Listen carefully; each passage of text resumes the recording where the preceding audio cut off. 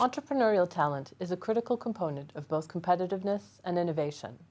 Organizations, countries, and cities need to capitalize on this resource for continued growth. The 6th Global Talent Competitiveness Index reveals key lessons from the leading countries in talent development. Here to tell us about this year's GTCI are Bruno Lanvin, INSEAD Executive Director of Global Indices, and Felipe Monteiro, Academic Director of the report and Affiliate Professor of Strategy. Welcome, Bruno and Felipe. Thank you for joining us. Hello, Richard. Thank you. Bruno, the first question's for you.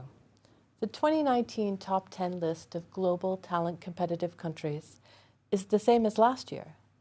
How did these countries develop entrepreneurial talent and retain it? Indeed, we see again stability at the top in this year's ranking. We have 8 European countries led by Switzerland, who is the champion once more. Then we have Singapore number 2, US number 3, the only 2 non-European countries in the top, followed by a group of Scandinavian countries, and then the UK number 9 and Luxembourg number 10. So what is the secret that makes this ranking so stable at the top? There are 4 elements that need to be outlined. Number 1, these are open economies.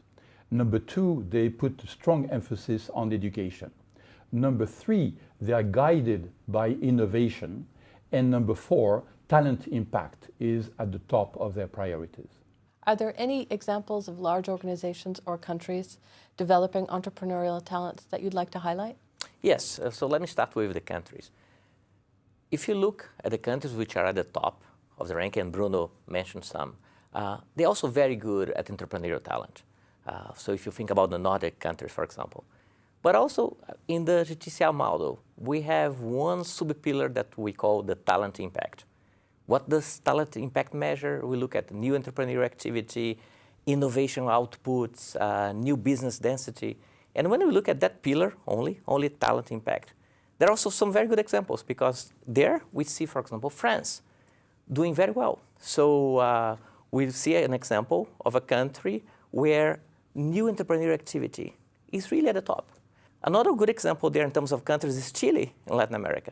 Again, not at the top of the overall ranking, but when it comes to talent impact, Chile is doing pretty well. So I think those 2 examples are interesting at the level of the countries, but you also asked about companies. And in this year's report, we have 2 chapters which were written by Hire the Chinese, the largest white goods manufacturer in the world, where they really show how you can bring entrepreneurial talent and develop and really enhance in very large organizations. So it is a pretty interesting example of entrepreneurial talent in a large multinational company. And we also have BlaBlaCar, right? French company, now a unicorn, but a startup that really managed to grow by developing its entrepreneurial talent. So I think those examples would be interesting to illustrate what we are describing as entrepreneurial talent. We've heard a lot about advanced countries, but how are emerging economies faring in this year's GTCI? Well, we see a lot of exciting facts regarding emerging economies. The first of them is the United Arab Emirates, ranked 19 in this year's rankings. They all have generally a problem with one of the pillars. For instance, even the UAE, the champion, clearly doesn't score very high for global knowledge skills. We see generally that emerging economies have a difficulty to retain talent, even those that are successful at attracting new talents because they can offer good salaries, they can offer good working conditions, generally face the difficulty of having people stay more than a couple of years to work in their national environment. We see in the BRICS, for instance, different performances. Clearly, China and India are above the curve. That is, if we look at GTCI data, they face massive issues regarding the production and attraction of talent, but the output that they generate in terms of competitiveness is higher than what their GDP per capita would suggest. On the contrary, Russia, for instance, faces massive issues in terms of its ability to attract talent. They rank only 109th in the world. South Africa has massive issues in retaining the talent they can attract, and even their own locally grown talent, they're only 102nd in the total rankings. But there are good signs in all regions. We have leaders, for instance, Kazakhstan in Asia, Chile in Latin America, as Felipe mentioned before, and countries like Mauritius and Rwanda in Africa are showing that very exciting things are happening in the area of talent. So this year you've included a time series analysis of the GTCI data. What are the broad trends that you see? So this is very important, right? So for the first time this year, we are comparing the countries across 2 time periods, okay? The first 3 years and the last 3 years in the GTCI. So what we see? So interesting, 2 trends. The first one is we see a lot of stability among the talent champions. So if you look at the top 10, 8 of the countries which were in the top 10 in the initial 3 years are also in the top 10 now. On the other hand, what we see with what we call the talent laggers, the countries which are at the bottom of the ranking, much more fluctuation. So we see much more crisscrossing at the bottom of the ranking. And you know, for example, one example that we see here is Brazil, and Bruno was talking about different emerging countries. Brazil is the country that had the sharpest decline. So Brazil, comparing the 2 time periods, declined from number 50 in the rankings to 62. So that's the first trend, seeing the difference, what's happening at the top and at the bottom. And it also brings to the second one, which is we see increasing inequality. What does that mean? It means that at the top, the countries are getting, the talent leaders are getting stronger and stronger. So if you see at the scores and if you see what they're developing, they're becoming better and better at attracting and nurturing, enhancing those talents. And we see at the bottom, you see those kind of the countries which are kind of the lower income countries, worsening that talent competitiveness. So I think it's important to see, and it's the first time that we're doing the time series.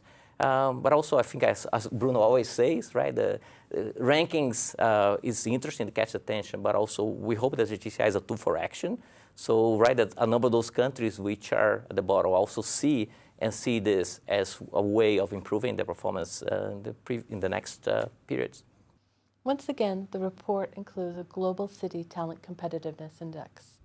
What does the GCTCI tell us about how cities can encourage or make the most of entrepreneurial talent? What we see in GCTCI confirms what we see generally on the international scene. Cities are increasingly taking new global roles, especially in areas where nation states seem to fail on some of the commitments that have been made. Thinking of climate change, for instance, when we see a number of very innovative policies taken at city levels all over the world. What we see in the talent part is even more striking. Cities are proving more agile, more innovative than most national governments. Let me take just one example. Bilbao, for instance, in Spain, has had for a number of years a very successful talent agency called Bizkaia Talent. And recently, the Basque government announced new fiscal measures to try to attract high-skilled talent from the city. So they figure that, you know, whatever the Brexit scenario might turn out to be, there would be indeed a certain number of cards that specific cities all over Europe can play in that area. This proves agility. If we look at what happens at the local level, it's clear that ecosystems are generally defined at the level of cities, sometimes regions, much more than the level of nation states. What happens in Paris, for instance, with Station F, has proved that incubators, accelerators can indeed support innovation and entrepreneurship in ways that have not been thought of before. And entrepreneurial talent is not only a critical element to make that successful, it becomes also an output of these dynamic ecosystems. We see similar things in places like Dublin, like Zurich. All over the world, there are interesting experiences. We can expect that in the years to come, an increasing number of Chinese cities will start being ranking higher. Currently, most of the Chinese cities, including in the index, are in the second quartile of the distribution, but there are many reasons to think that we are going to see a few spectacular things in the ways in which these cities can attract talent globally. So the report says that globalization and digitalization increase the role of entrepreneurial talent. How can organizations capitalize on these in order for entrepreneurial talent to thrive? It is a very good question, Rachel.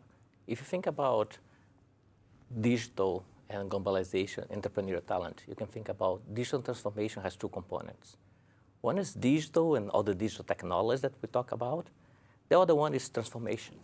How you need talent to transform organizations for all those technological changes that we'll see more and more. So I believe, and I think we have some examples in the report, and you think about some companies that we cite in the report. I believe that this ability of being agile, as I think Bruno was also saying, this ability of being flexible, this ability of learn from failures, right, and improve. This ability of having this growth mindset that you always want to learn and change. It's going to be fundamental because it's not only knowing the technologies, but being able to do transformation. And transformation is what a lot of the entrepreneurial leaders do, and they are able to, right, to identify the opportunities, come up with new solutions. And I think a lot of those new solutions also will not come from isolated players. They will come from, right, the changes in the ecosystems and the platforms, as Bruno was talking about. So I think this is going to be really important, and this type of entrepreneurial talent will play a fundamental role, not only on the technological part, not only the digital part, but also on the transformation part.